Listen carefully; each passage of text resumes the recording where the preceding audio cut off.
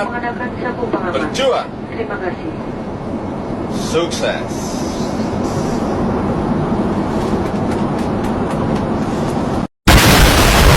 Assalamualaikum warahmatullahi wabarakatuh. Perkenalkan, nama saya Nora Junipa dengan NIM akhir 276.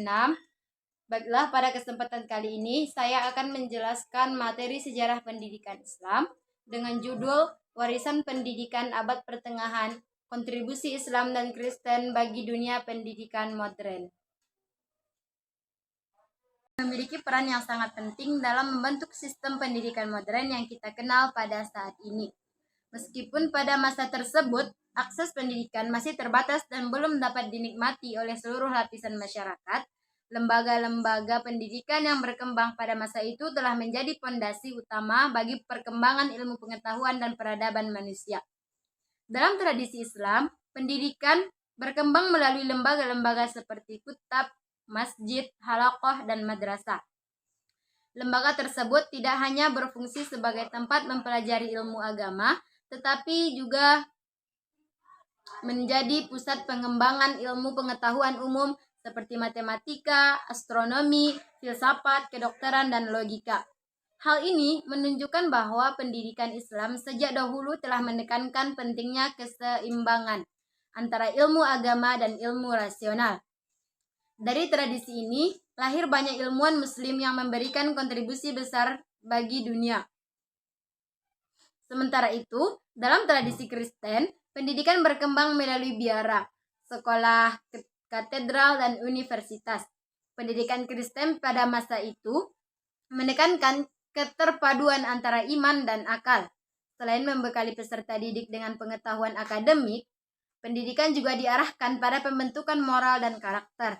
Nilai-nilai seperti kejujuran, kasih sayang, kerendahan hati, disiplin, dan tanggung jawab menjadi bagian penting dari proses pendidikan. Selain kontribusi dari masing-masing tradisi, interaksi antara dunia Islam dan Kristen juga memberikan dampak yang sangat besar terhadap perkembangan ilmu pengetahuan. Salah satu bentuk interaksi tersebut adalah penerjemahan karya-karya ilmiah dari bahasa Arab ke dalam bahasa Latin. Proses ini membuka jalan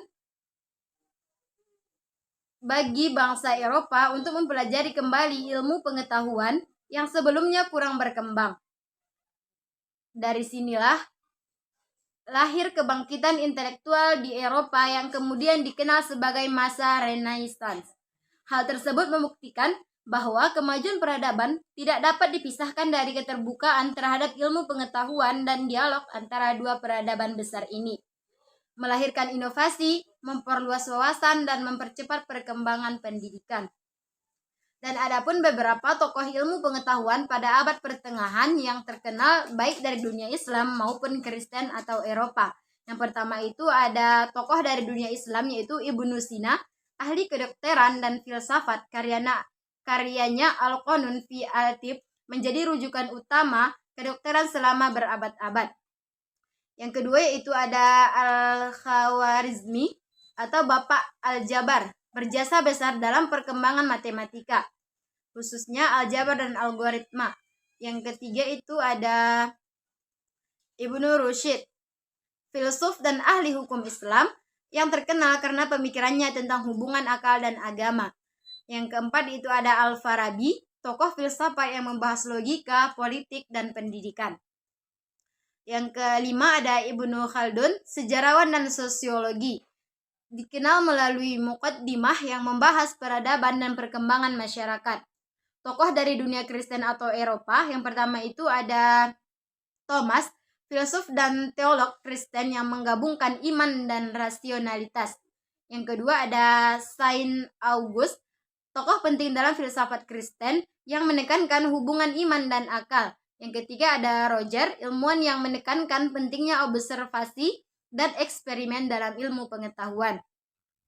Yang terakhir itu ada Galilei dan ahli astronomi yang mendukung teori besar dalam sains modern. Tokoh-tokoh ini berperan besar dalam perkembangan matematika, kedokteran, filsafat, astronomi, dan pendidikan yang kemudian menjadi dasar ilmu pengetahuan modern seperti saat ini. Nah, pada akhirnya Pendidikan modern yang kita nikmati sekarang merupakan hasil dari perjalanan sejarah yang panjang. Sesuai sistem universitas, kurikulum yang terstruktur, metode pembelajaran yang rasional, hingga nilai-nilai etika dalam pendidikan merupakan warisan dari peradaban Islam dan Kristen pada abad pertengahan. Oleh karena itu, ada pelajaran penting yang dapat kita ambil, yaitu bahwa pendidikan seharusnya tidak hanya berfokus pada kecerdasan intelektual semata. Pendidikan juga harus mampu membentuk karakter, moral, berspiritual, serta kemampuan berpikir kritis. Dengan demikian, pendidikan dapat melahirkan generasi yang tidak hanya cerdas secara akademik, tetapi juga bijaksana dalam bertindak dan mampu memberikan kontribusi positif bagi masyarakat. Sebagai generasi masa kini, kita perlu menghargai warisan pendidikan dari masa lalu dan menjadikannya sebagai inspirasi yang terus mengembangkan pendidikan yang lebih baik. Pendidikan abad pertengahan sangat berkualitas, akan menjadi kunci utama dalam membangun peradaban yang maju, beradab, berlandaskan nilai-nilai kemanusiaan. Baik, mungkin sekian dapat saya sampaikan. Saya akhiri dengan wassalamualaikum warahmatullahi wabarakatuh.